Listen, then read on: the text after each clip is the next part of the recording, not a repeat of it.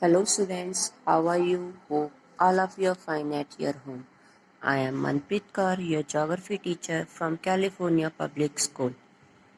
Yes, dear students, today's date is 3rd June 2020 and we are starting our 7th class geography first chapter, representation of geographical features as a revision. Now, in this video we have to discuss about measurement of distance. How we have to measure the distance between the two places on the map and same distance on the ground. So students, it is very easy. Firstly, when we have to measure the distance between the 2 points on a map in a straight way, or we can say that in a straight line, then it is easy. So for that, what we have to do, firstly we have two ways. Firstly, we have to place a sharp and straight edge of paper touching two places and mark their location, sharp edge of the paper. Then now that sharp edge of paper placed along with the linear scale and read the distance between the two places. That is the first way. Second way, we can use a divider. We can use a divider and to measure the straight line distance on a map. Then convert into the ground distance. Second one, it is slightly more complicated to measure the curved line. Curved line distance, how we have to measure it. So it is also very easy. Little bit difficult to measure the curved distance on a map. What we have to do, firstly we have to take one thread and place along with the distance that we have to measure. Then mark the 2 points on the thread which we have to want to measure. Next, after that thread placed along the linear scale and changed into the map distance, change into the ground distance. So this is the one way to measure the curved distance. Second, to measure the curved distance, we can use one instrument that is called the opsometer. Here, in it what we have to do, here is a needle that takes a round. We just count the rounds, that how many rounds that it cover between the two places where we have to measure the distance. So after that, the revolution of Wheeler recorded and distance can be found out from the graduate scale. Whatever that scale is, we can find out the distance. Next is conventional signs and symbols. What are conventional signs and symbols?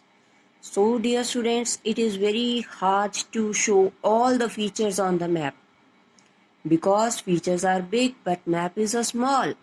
So it is not possible that we have to show many details, physical, economic, cultural features. So for that we have to use some signs and symbols to represent a particular thing. That is called the conventional signs and the symbols. Conventional signs and symbols to represent the physical, economic and cultural features of the topographical sheets. So most of these signs and symbols we have to use in an international way. Internationally we have to use and accepted it. So those signs and symbols that are internationally accepted, these signs and symbols we have to call it conventional signs and the symbols. Means same symbol for same feature we have to use in all the countries of the world. So conventional signs and symbols generally given in the form of a key. In maps, one side key is found given.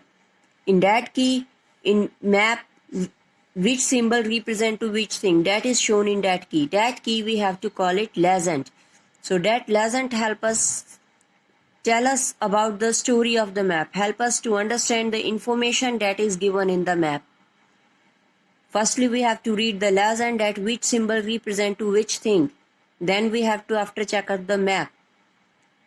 So signs and symbols have made it easy to represent features. All features represent easy. Just like temples, mosques, churches, river, bridges, means of transport, etc. Everything we have to show on a map with the help of the signs and symbols.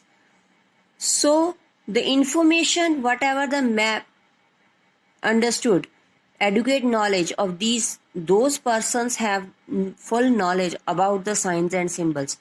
That person get the full knowledge about the map. That means about which thing the map is, that he can understand everything. So in the served topical sheets, we have to use the signs and symbols. So firstly, we have to knowledge about which symbol represent the which thing. So these type of signs and symbols are called the conventional signs and the symbols. So hope all of you have to listen it carefully and understand it. So take care. Bye bye.